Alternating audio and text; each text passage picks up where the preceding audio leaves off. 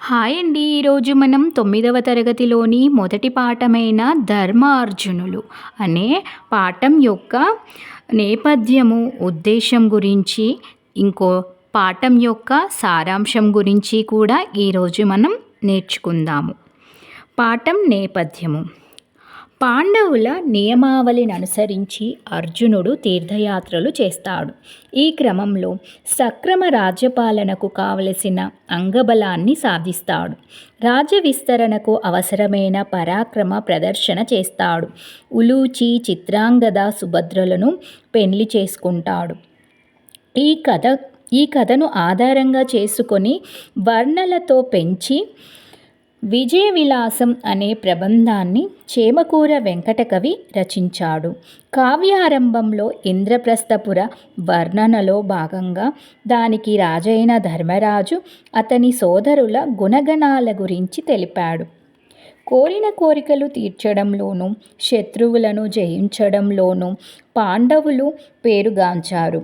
అన్నదమ్ముల అనుబంధం, ప్రేమ, స్నేహభావం, సహనశీలత వంటి మంచి లక్షణాలను, ముఖ్యంగా ధర్మరాజు ఆజ్ఞా పరిపాలనా వ్రతాన్ని, అర్జునుని పౌరుష సత్వ స్వభావాలను, ప్రతి మానవుడు అలవర్చుకోవలసిన మంచి లక్షణాలను ప్రబోధించడం ఈ పాఠం యొక్క ఉద్దేశం.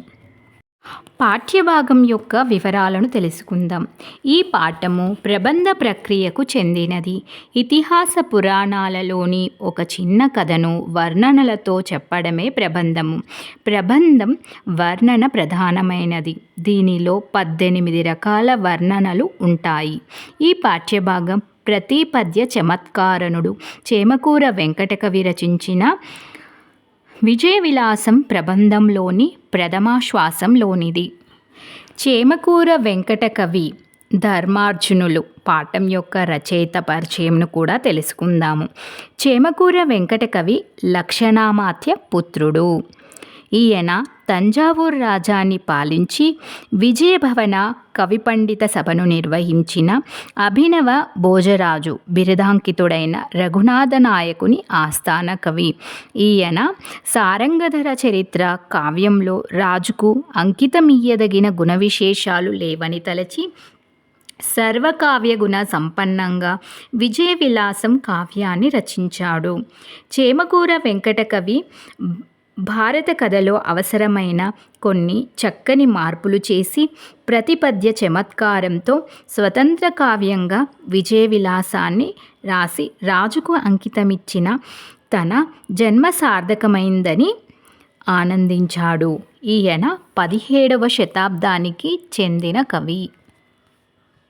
ఇప్పుడు పాఠంలోనికి వెళ్ళే ముందుగా మనము ప్రావేశికను కూడా తెలుసుకుందాము.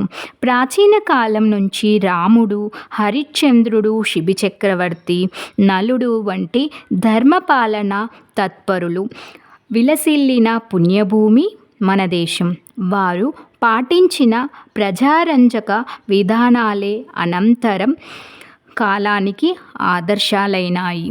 మహాభారత కాలంలోనూ భీష్ముడు, విదురుడు ధర్మరాజుకు స్ఫూర్తినిచ్చారు.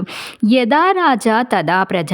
రాజు ఎట్లా ఉంటే ప్రజలు అట్లా అంటారు.